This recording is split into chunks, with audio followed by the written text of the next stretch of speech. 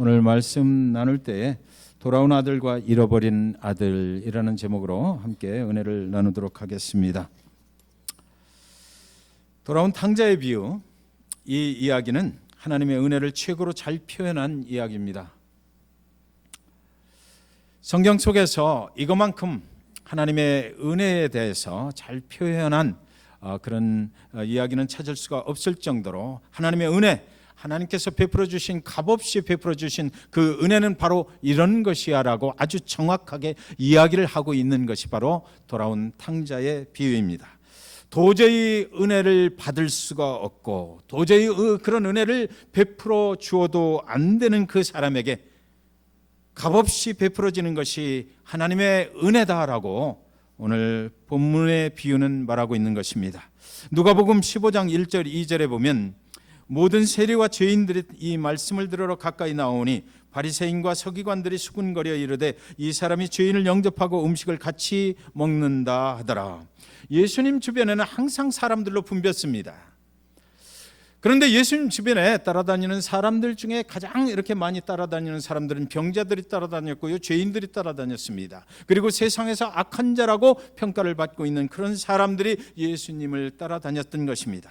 예수님은 그들과 함께 모여서 살기도 하고 예수님은 그들과 함께 식사를 하기도 했던 것입니다. 그런데 예수님을 따라다니는 또 다른 부류들이 있었는데 바로 그 시대의 종교 지도자들이라고 하는 바리새인과 서기관들이었습니다. 그들은 예수님께서 율법에 저촉되는 어떤 일을 하고 있지 않는가 그것을 감시하려고 계속해서 눈초리를 치켜세우고 그 예수님을 따라다니고 있었던 것입니다.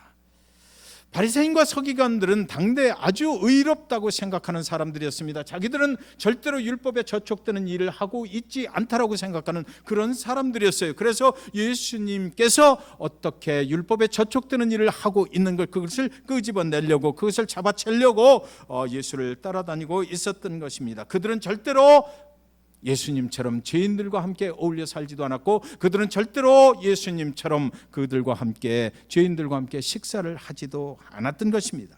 그래서 오늘 누가복음 15장에는 세 가지 비유가 나와 있는데요, 15장 전체를 보면 세 가지 비유가 나와 있는데 이 세 가지 비유는 그 나름대로 잃어버린 양을 찾는 거, 또 잃어버린 드라크마를 찾는 거, 잃어버린 아들을 찾는 거, 이것이 전체의 핵심이 아니고 15장 1절 2절에서 시작하는 바리새인과 서기관들이 이렇게 얘기를 하니까 죄인들과 같이 그들과 같이 살고 그리고 그들과 같이 음식을 먹는 율법을 범하는 자 예수여 라고 말할 때에 그 예수님께서 그들에게 대답하시기 위해서 세 가지 비유를 들어서 설명을 하고 계신 것이다라는 것이죠. 그래서 우리는 이 본문의 구조를 잠깐 살펴볼 필요가 있는 것입니다. 첫 번째 비유는 잃어버린 양 한 마리에 대한 비유로 누가복음 15장은 이제 시작을 합니다. 예수님은 한 마리의 양을 목자는 잃어버린 한 마리의 양을 찾아 나섰습니다. 그리고 드디어 그 벌판을 온통 헤매고 다니다가 잃어버린 그 한 마리의 양을 찾아서 돌아옵니다. 어깨에 메고 돌아오시는 그 예수님의 사진을 여러분 그림을 보신 적이 있을 것입니다. 그리고 돌아와서 이제 이웃들을 다 불러서 커다란 기쁨의 잔치를 벌이시는 것입니다. 집에 돌아와서 이웃들을 초청해서 큰 잔치를 벌일 때에 그 한 마리의 잃어버린 양을 찾아왔다라고, 이 잃어버린 양 때문에 내가 벌판을 헤매고 다녔다라고, 그래서 우리는 이 기쁨을 함께 나누기를 원한다라고 그 잔치를 벌이고 계신 것입니다. 두 번째 비유는 잃어버린 동전에 대한 비유입니다. 어떤 여자가 동전 하나를 잃어버렸습니다. 그리고 결국 그것을 집 구석구석을 다 찾아서 찾아냈습니다. 그리고 나서 또 찾아낸 즉 벗과 이웃을 불러 모금을 하되 나와 함께 즐기자, 잃은 드라크마 동전을 내가 찾았다. 잃어버렸던 것을 찾는 기쁨은 바로 이런 것이다. 나 혼자만 즐길 수 없다. 내가 가장 소중하게 여겼던 것, 그것을 결국 찾았으니까 이웃을 다 불러 모아서 함께 이 기쁨에 참여하자라고 했던 것입니다. 아들이 집을 나갔대요. 두 아들이 있었는데 둘째 아들이 이제 아버지의 재산을 미리 받아가지고 집을 나갔습니다. 그 순간 아버지는 잃어버린 자녀라고 생각을 해버린 것입니다. 아버지는 두 아들 중에 한 아들을 잃어버렸다고 생각을 했어요. 둘째 아들이 아버지의 집을 떠나서 먼 나라로 갔다라고 그 비유에는 기록이 되어 있습니다. 집을 나간 당자가 이제 고생하다가 집으로 다시 돌아왔어요. 그때 잃어버린 아들을 찾았다라고 아버지는 그 기쁨을 감출 수가 없었습니다. 그래서 아버지는 그 잃어버린 아들을 위한 커다란 잔치를 베푸는 것입니다. 종들에게 이르되 제일 좋은 옷을 내어다가 입히고 손에 가락지를 끼우고 발에 신을 신기라. 그리고 살찐 송아지를 끌어다가 잡으라. 우리가 먹고 즐기자. 내 아들은 죽었다가 다시 살아났으며 내가 잃었다가 다시 얻었노라 하니 그들이 즐거워하더라. 잃어버린 아들을 찾은 아버지는 모두를 초청해서 큰 잔치를 벌렸다. 이렇게 비유는 계속해서 기록해 놓고 있는 것입니다. 여기 세 가지 비유는 아주 일정한 패턴으로 그 구조를 가지고 있습니다. 잃어버렸고, 그리고 잃어버린 것들을 찾아 나섰고, 그리고 드디어 찾았고, 찾은 다음에는 이웃들을 다 초청해서 함께 그 기쁨을 나누었다라는 것입니다. 잃어버린 한 마리의 양이 돌아온 것이 목자에게는 큰 기쁨이었다라는 것이고, 잃어버린 한 드라크마를 찾은 것은 여인에게는 큰 기쁨이 되었다라는 것이고, 잃어버린 탕자를 찾은 것이 아버지에게는 큰 기쁨이 되었다라는 것입니다. 그런데 여러분, 오늘 마지막 비유는 이 패턴을 벗어나는 양식을 가지고 있는 것입니다. 그 기쁨의 잔치에 모든 사람들이 참여하고 즐기고 있는데, 그동안 아버지의 집에 함께 살고 있었던 큰 아들이 그 잔치에 미싱됐다라는 것입니다. 아버지가 아무리 둘러보아도 꼭 그 자리에 있어야 될 그 큰 아들이 보이질 않는 것입니다. 잔치 분위기는 아주 너무나 흥겨운 것입니다. 그래서 모두 이웃들도 오고 그 집안에 있는 모든 종들과 모든 사람들이 다 와서 그 둘째에 돌아온 아들을 가운데 앉혀놓고 그냥 춤을 추면서 흥겹게 지내고 있는데, 아버지가 가만히 보니까 꼭 있어야 될 이 잔치에 흥을 더 돋구어 줘야 될 그 큰 아들이 보이질 않는 것입니다. 그리고 이 비유는 큰아들이 잔치에 돌아왔는지 돌아오지 않았는지 결론이 없이 그대로 이야기는 끝나고 마는 것이에요. 왜냐하면 여러분, 이 비유의 이야기는요, 큰 아들에 대한 이야기가 아니고요, 아까 말씀드렸던 것처럼 스스로 의롭다라고 생각하고 있는 바리새인과 서기관들에 대한 예수 그리스도의 답이 기록되어 있기 때문입니다. 그들에 대한 질문이 또 그들을 향해서 예수님으로부터 나아가고 있는 것입니다. 바리새인과 서기관들에 대한 이 비유의 은혜에 대한 이 바리새인과 서기관들을 향한 예수님의 답변이기도 한 것입니다. 필립 얀시가 말하기를 ungrace people이라고 그랬습니다. 예수 그리스도 그분께서 이 땅에 오셔서 우리를 향해서, 죄인으로 죽을 수밖에 없는 저와 여러분을 향해서 십자가에 죽으시기까지 그 값없이 은혜를 베풀어 주셨건만, 이 땅에는 아직도 그렇게 돌아갈 수 없는 그 은혜를 거역하는 사람들이 있다. ungrace people. 그 사람들이 바로 예수님이 생각하시기에 그 당시에 바리새인과 서기관들이 아니냐라고 우리는 생각을 할 수가 있는 것입니다. 하나님의 값없이 베푸신 은혜를 거역하는 모든 사람들에 대한 이야기이기도 하기 때문에, 오늘 저와 여러분이 귀를 기울여야 될 것은, 나의 모습은 돌아온 아들인가, 아니면 그 집에 아버지와 함께 살고 있었지만 그 잔치에 참여하지 못하고 있는 아들인가, 우리는 그것을 생각해야만 합니다. 예수님은 이 비유를 통해서 모든 그리스도인들과 모든 교회들에게 강력한 메시지를 하나 주고 있는데, Do not miss the party. 잔치에 참여하는 것으로부터 빠져나오지 말라라는 것입니다. 예수 그리스도 그분을 통해서 우리는 온전한 영원한 생명의 길을 가고, 우리가 돌아올 적에 천국에서 정말 큰 잔치가 벌어진다고 그랬는데, 우리가 어쩌다가 그 잔치에 들어가지 못하는 경우가 생기면 안 된다라는 것입니다. 11절에 보면 또 이르시되 어떤 사람에게 두 아들이 있는데, 작은 아들은 집을 나갔어요. 그러나 고생 끝에 다시 집으로 돌아왔습니다. 아버지는 잃어버린 아들이 죽었다가 아버지의 집으로 돌아왔으니까 다시 죽었다가 다시 살아난 아들이라고 그렇게 큰 잔치를 벌리는 것입니다. 25절 28절에 보면 맏아들은 밭에 있다가 돌아와 집에 가까이 왔을 때 풍악과 춤추는 소리를 듣고 한 종을 불러 이 무슨 일인가 물은데 대답하되 당신의 동생이 돌아왔음에 당신의 아버지가 건강한 그를 다시 맞아들이게 됨으로 인하여 살찐 송아지를 잡았나이다 하니 그가 노하여 들어가고자 하지 아니하거늘 아버지가 나와서 권한대. 오늘의 비유는 작은 아들이 돌아왔을 때 잔치를 벌리며 기뻐하는 장면에서 최고조의 긴장감을 조성을 해버립니다. 그렇다고 그래서 이 비유의 핵심이 이 작은 아들이 돌아온 것이다 라고는 기록되어 있지 않습니다. 핵심 포인트는 둘째가 돌아와서 잔치를 벌일 때 아버지에게 분노를 퍼부어대는 그 아들에게 있습니다. 그리고 또 큰 아들은 아버지에게 화를 내면서 대어들었지만 그러나 아버지는 그에게 화를 내지 않았다라는 것에 핵심 포인트가 있는 것입니다. 큰아들이 밭에서 일을 하고 돌아와 보니 집안에서 오케스트라 연주 소리가 막 들리는 것입니다.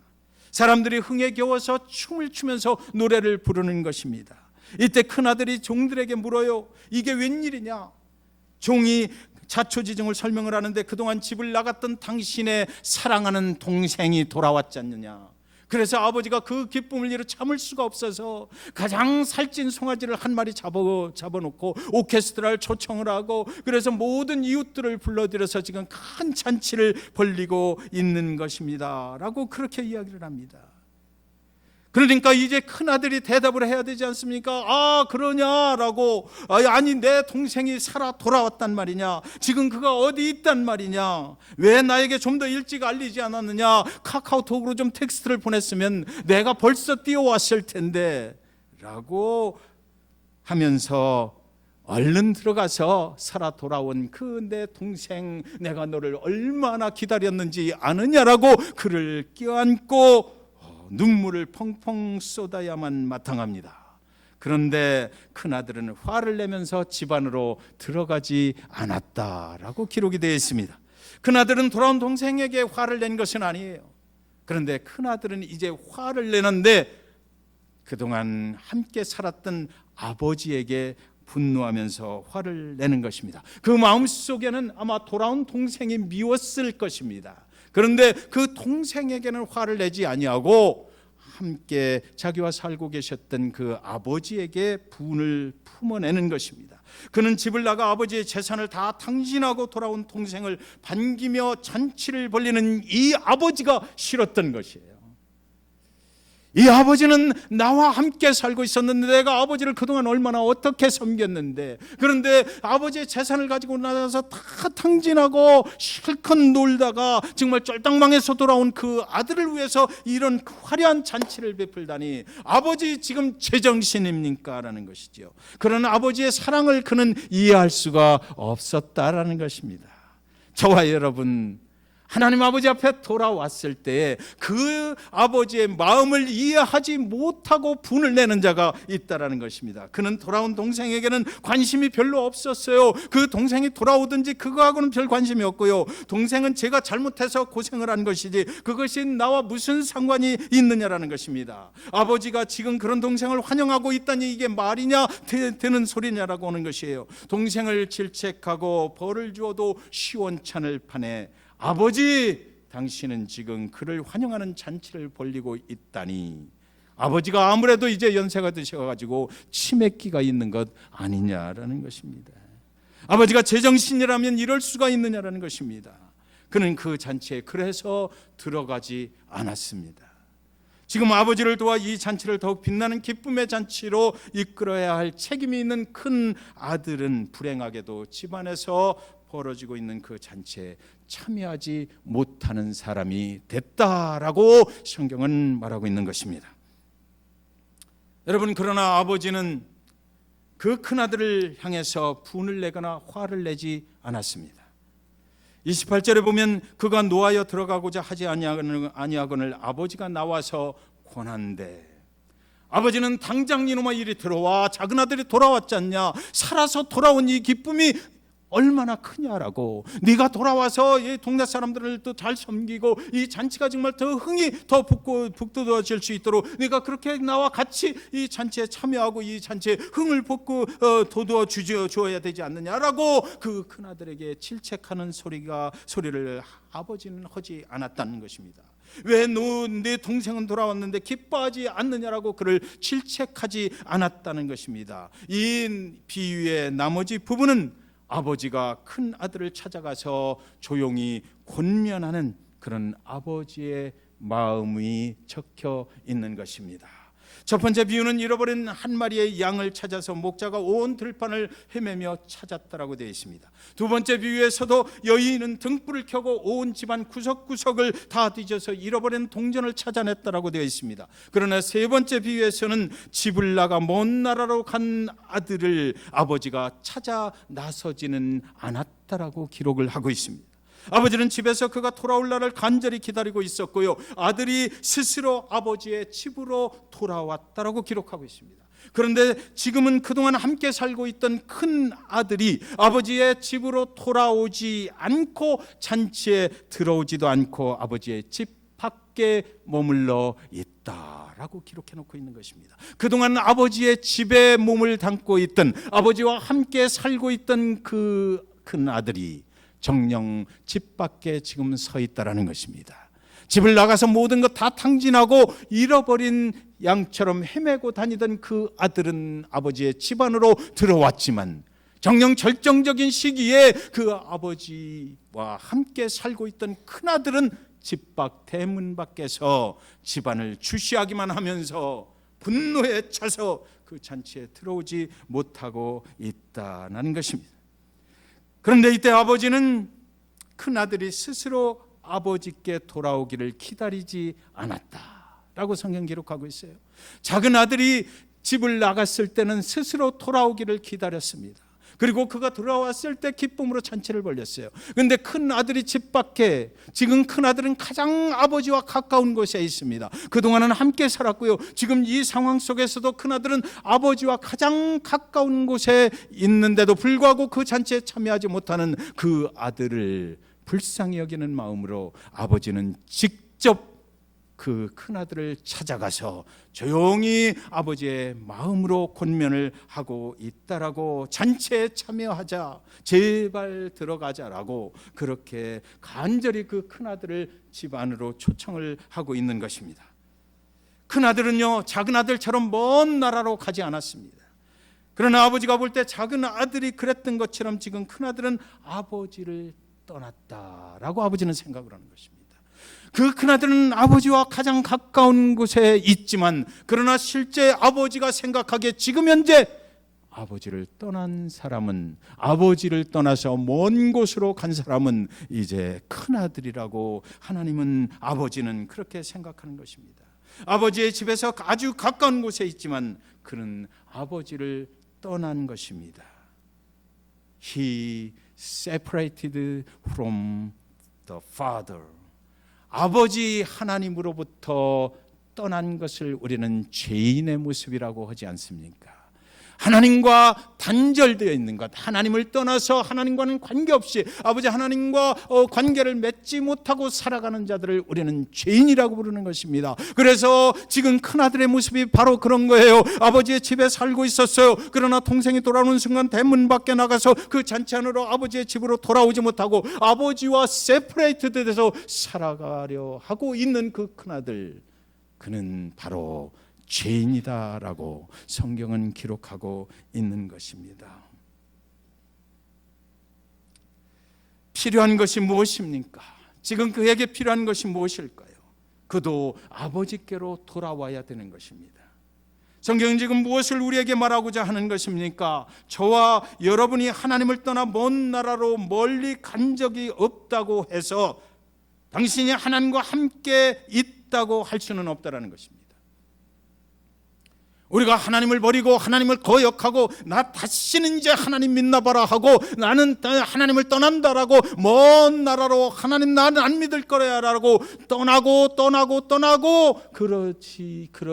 그러지 않았다고 그래서 오늘 하나님의 성전에 와서 예배한다고 그래서, 오늘 김한규 목사처럼 하나님의 말씀을 증거하는 목회자가 되어서 하나님의 말씀을 매 주일마다 선포를 하는 그 자리에 있다고 그래서, 하나님의 집에 그대로 있다고 그래서 내가 구원받았다라는 확증은 아니다라고 성경은 말하고 있는 것입니다. 하나님의 집에 매일같이 와서 수고하고 헌신하고 하나님의 교회를 쓸고 닦고 하나님의 백성들을 섬기는 일에 수고하고 헌신한다라고 그래서 그것 자체가 네가 구원받았다라고 하나님 아버지와 함께 살아가는 영원한 생명의 길로 가고 있는 것은 아니다라고, 그것으로 그것을 증명할 수 있는 것은 아니다라고 성경은 분명하게 말하고 있는 것입니다. 40일 금식을 한다고 해서 하루에 3번씩 하나님 아버지 앞에 기도한다고 해서 그가 정말 예수를 개인적으로 믿고 구원을 받았다는 확증되는 것, 그것은 아니라고 성경은 말을 하고 있는 것입니다. 그 큰아들의 모습을 통해서 하나님과 함께 살았어요. 그런데 하나님과 가장 가까운 곳에, 아버지와 가장 가까운 곳에 지금 서 있지만, 그러나 그는 하나님으로부터 세퍼레이트된 죄인의 모습으로 거기 서 있다 하는 것입니다. 집에 있으나 아버지를 멀리 떠난 사람이 있을 수 있다는 것입니다. 굉장히 성경적으로 살지만 예수와는 아무 관계없이 사는 사람도 있다는 것입니다. 굉장히 종교적으로 살지만 예수를 믿지 않는 사람도 있을 수 있다는 것입니다. 하나님의 교회에 수고하며 굉장한 헌신을 하지만 그러나 예수를 믿지 않고도 얼마든지 그런 일을 할 수 있다라고 성경은 말하고 있는 것입니다. 하나님의 교회에 매일같이 나와 있어도 예수님과는 아무런 관계없이 나와서 세상 클럽처럼 교회 생활을 할 수 있다라고 말을 하고 있는 것입니다. 그래서 마태복음 7장 21절 23절은 이렇게 말하지 않습니까? 나더러 주여 주여 하는 자마다 다 천국에 들어갈 것이 아니요 다만 하늘에 계신 내 아버지의 뜻대로 행하는 자라야 들어가리라. 그날에 많은 사람이 나더러 이르되 주여 주여 우리가 주의 이름으로 선지자 노릇하며 주의 이름으로 귀신을 쫓아내며 주의 이름으로 많은 권능을 행하지 아니하였나이까 하리니 그때 내가 그들에게 밝히 말하되 내가 너희를 도무지 알지 못하니 불법을 행하는 자들아 내게서 떠나가라 하리라. 사랑하는 중앙침례교회 성도 여러분에게는 한 영혼도 절대로 이런 일이 일어나지 않기를 주님의 이름으로 간절히 축원드리는 것입니다. 29절 30절에 보니까요, 아버지께 대답하여 이르되, 이 큰아들의 대답입니다. 내가 여러의 아버지를 섬겨 명을 어김이 없거늘 내게는 염소 새끼라도 주어 나와 내 벗으로 즐기게 하신 일이 없더니 아버지의 살림을 장녀들과 함께 삼켜버린 이 아들이 돌아오매 이를 위하여 살찐 송아지를 잡으셨나이다. 내게는 나와 내 벗에게는 아무것도 해준 것이 없는데 이 큰아들이 지금 무엇을 말하고 있는 것입니까? 나는 아버지와 함께 있는 이유가 있었다. 분명한 동기가 있었다. 나에게 갚아줄 것으로 나는 믿었다는 것입니다. 아버지와 함께 있고 아버지를 섬기면 하나님께서 나에게 큰 상급을 주시고 축복을 주시고 내 삶을 축복해 주셔서 넘치게 공급해 주시는 그런 것으로 내가 살게 될 줄로 알았다. 그런데 저 동생을 보니까 그런 짓 아무것도 안 했는데 그를 위해서 아버지가 이렇게 큰 잔치를 벌리다니 이게 말이나 되는 소리입니까? 내가 목적했던 바가 지금 동생이 돌아오는 순간에 완전하게 무너져 버렸습니다. 하나님을 섬기는 당신의 태도에, 당신의 동기에 문제가 있었다라고 큰아들은 스스로 말을 하고 있는 것입니다. 그를 지금 아버지의 집으로 돌아가지 못하게 만들고 있는 것은 무엇입니까?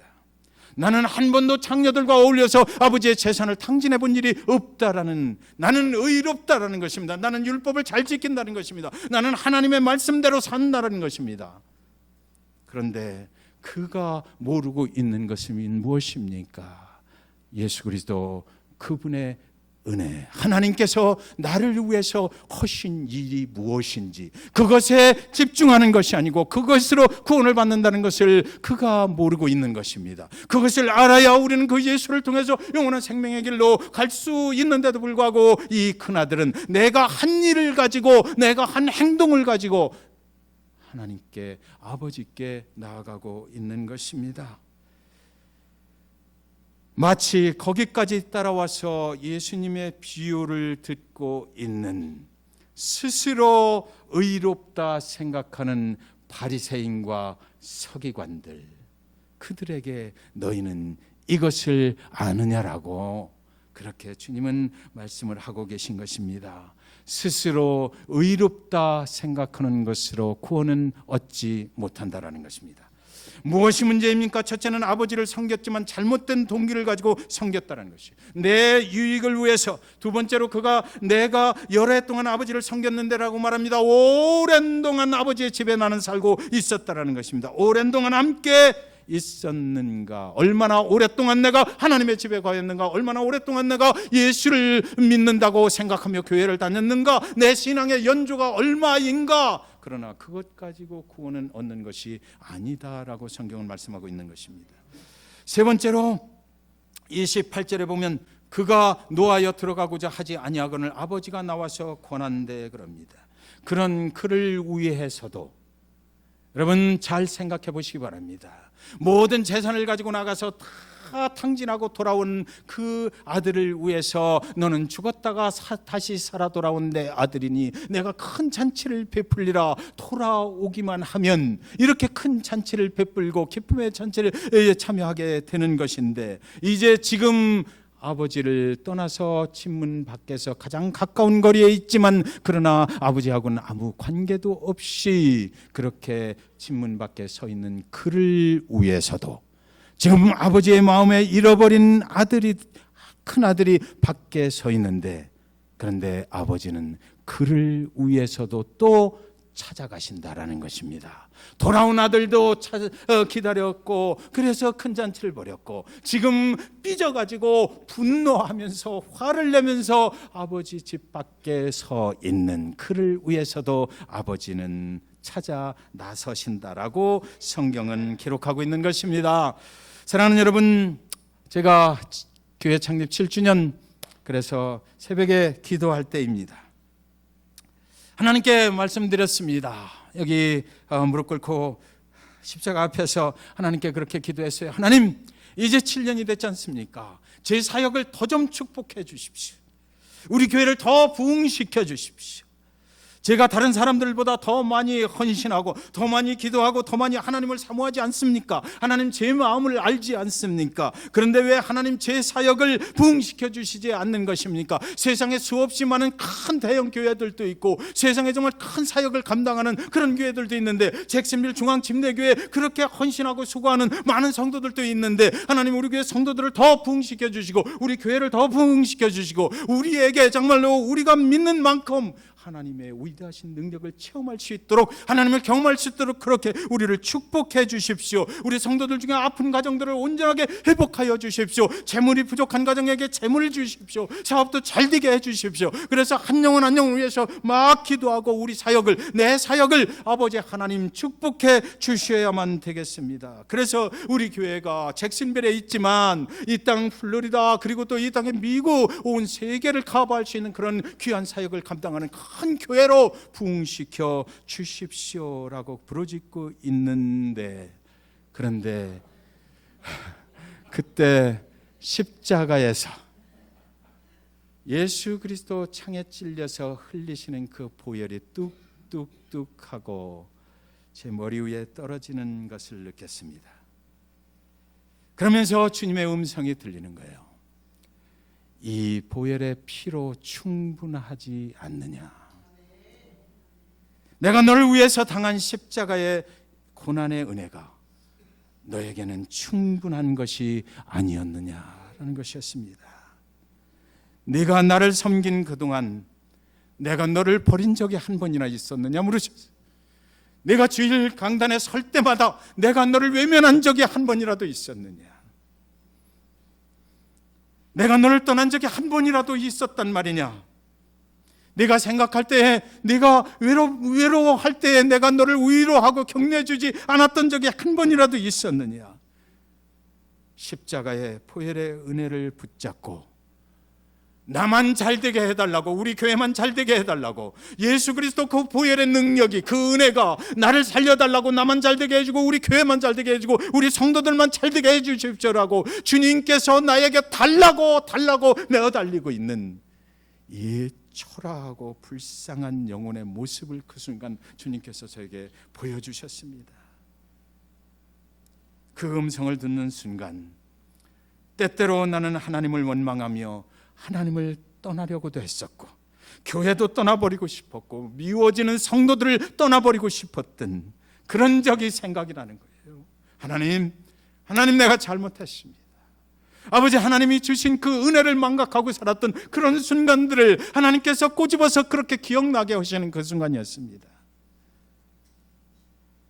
이 부족한 사람을 하나님께서 세워주셔서 여기까지 왔는데, 이 부족하고 쓸모없는 인간을 하나님께서 예수 그리스도 그분을 만나게 하셔서 그분의 보혈로 나를 새롭게 만들어 주셔서 이 일을 감당하게 하시고 여기까지 은혜 주셔서 내가 한 것이 아니라 하나님이 하셨는데, 그런데 아직도 그 은혜가 불충분하다고 나에게 달라고, 나를 더 부흥하게 해달라고, 나만 좀 잘되게 해달라고, 하나님 아버지 앞에 더 크게 좀 쓰임받게 해주면 안 되겠느냐고 몸부림치고 있는 이 불쌍한 영혼을 바라보시는 예수 그리스도, 십자가에 달린 예수, 그분이 흘려주시는 뚝뚝뚝 떨어지는 그 보혈의 피가, 여러분, 그때 하나님, 모든 것은 하나님의 은혜입니다. 아버지 하나님께서 도와주셨습니다. 이런 나를 위해 주님이 오셨고, 이런 나를 위해 십자가 지셨네. 이 한없는 사랑, 이 한없는 은혜 다 갚을 수 없어 내 삶을 드립니다. 하나님 앞에 나아가면 예수 그리스도의 은혜를 보게 됩니다. 주님 앞에 나아가면 우리의 부족함을 보게 되는 거예요.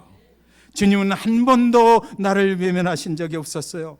이 부족한 사람을 위해 주님은 언제나 그 십자가에 달려 계신 채로 나를 바라보시면서 그 마지막 핏방울을 오늘도 흘리고 계셨던 것입니다. 주님이 골고다 십자가에서 2000년 전에 돌아가시고 끝나신 것이 아니라 그 무릎 꿇고 나를 도와달라고 부르짖는 내 앞에 예수 그리스도 그분은 스틸 그 골고다 언덕 위에서 오늘도 나를 위해서 십자가에 그 피를 흘리고 계셨던 것입니다. 때때로 바리새인처럼, 때때로 서기관처럼 제가 하는 줄 알고 나는 의롭다고 생각했던, 내가 잘나서 여기까지 온 줄 알았던, 그러나 주님이 그 자리에서 교회를 지키고 계셨어요. 우리 사랑하는 성도님들을 주님이 지키고 계셨습니다.